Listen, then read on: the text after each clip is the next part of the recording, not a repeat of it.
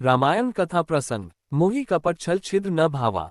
वनवास का समय था। भगवान श्री राम अपने भाई लक्ष्मण और माता सीता के साथ वन में विचर रहे थे। उसी समय एक दिन लंका का राजा रावण का भाई विभीषण अपने हृदय में राम का नाम लेकर उनकी शरण में आया। वानर सेना में हलचल मच गई। किसी ने कहा कि यह शत्रु का दूत है, कपट लेकर आया है, धोखा देगा। कोई बोला, राम जी, इसे शरण मत दो, ये रावण का भाई है। परंतु राम तो अंतर्यामी है। उन्होंने विभीषण के हृदय को देखा। उसकी आंखों से आंसू बह रहे थे, उसका मन छल से रहित था, केवल प्रभु की शरण में आने की लालसा थी। तभी राम मुस्कुराए और सब वानरों को देखकर बोले, सुनो, मुझे कपट, छल और छिद्र प्रिय नहीं है। यदि कोई निष्कपट भाव से मेरी शरण में आता है, चाहे वह शत्रु ही क्यों न हो, मैं उसे स्वीकार करता हूँ। मोहि कपट छल छिद्र न भावा। इतना कहकर उन्होंने विभीषण को अपने हृदय से लगा लिया और घोषणा की कि अब से ये लंका का राजा है। विभीषण का निष्कपट भाव ही उसकी सच्ची शक्ति बना। लक्ष्मण ने ये देखा तो वे भावुक होकर बोले, भैया, आपने कहा कि आपको कपट नहीं भाता, पर क्या वास्तव में संसार में किसी ने बिना छल के आपको भक्ति दी है? श्रीराम ने मुस्कुराकर उत्तर दिया, लक्ष्मण, जब मैं दंडकारण्य के वन में गया था, वहां शबरी नाम की एक वृद्धा भक्ति में लीन रहती थी। वह रोज बेर चुनकर मेरी प्रतीक्षा करती थी। जब मैं पहुंचा तो उसने अपने बेर मुझे अर्पित किए। परंतु वह क्या करती, पहले प्रत्येक बेर को स्वयं चख लेती कि कहीं खट्टा न हो, ताकि मुझे केवल मीठे बेर ही दे सके।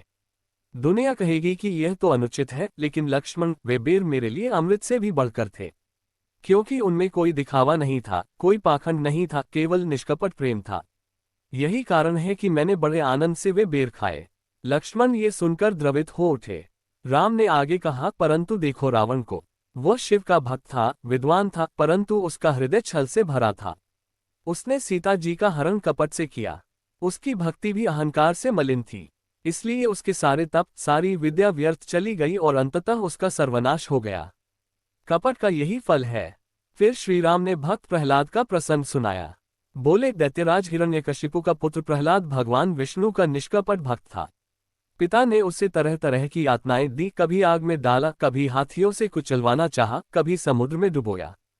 परंतु प्रहलाद ने कभी छल का सहारा नहीं लिया, वह केवल निष्कपट भाव से नारायण नारायण जपता रहा।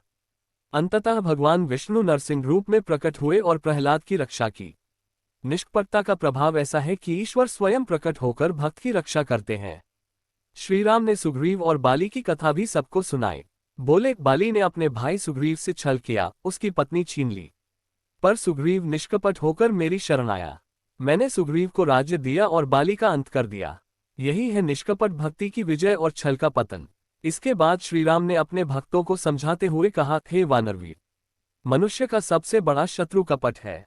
कपट मन को मलिन कर देता है। जैसे धूल से ढका दर्पण चेहरा साफ नहीं दिखाता, वैसे ही कपट से ढका मन प्रभु का प्रकाश नहीं देख पाता। निष्कपट मन ही मेरा मंदिर है, वही मेरा सच्चा आश्रय है।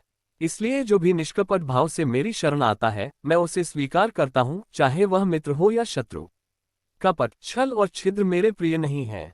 जब श्रीराम ने यह वचन कहा तो पूरा वन गूंज उठा। वानर, भालू, विभीषण, लक्ष्मण, सबके हृदय निर्मल हो उठे। वे सब एक स्वर में पुकारने लगे, जय श्री राम, जय श्री राम। प्रिय श्रोताओं, ये केवल प्राचीन कथा नहीं, यह आज का भी सत्य है। यदि हम जीवन में छल कपट करेंगे, धोखा देंगे, तो भगवान हमसे दूर हो जाएंगे। पर यदि हम निष्कपट और सच्चे हृदय से भक्ति करेंगे, तो वे स्वयं हमारे जीवन में प्रकट होंगे। रावण जैसा विद्वान भी कपट के कारण नष्ट हो गया और शबरी जैसी वनवासी वृद्धा निष्कपट प्रेम के कारण अमर हो गई। यही रामकथा का संदेश है। हे भक्तों, मैं केवल निष्कपट भाव का दास हूँ। जो निष्कपट है वही मेरा है। मोहि कपट छल छिद्र न भावा। सम्मानीय मित्रों, आपको ये प्रसंग अच्छा लगा हो तो कमेंट कीजिए और चैनल को सब्सक्राइब कीजिए और अपने मित्रों को शेयर कीजिए। जय श्री राम, जय श्री राम।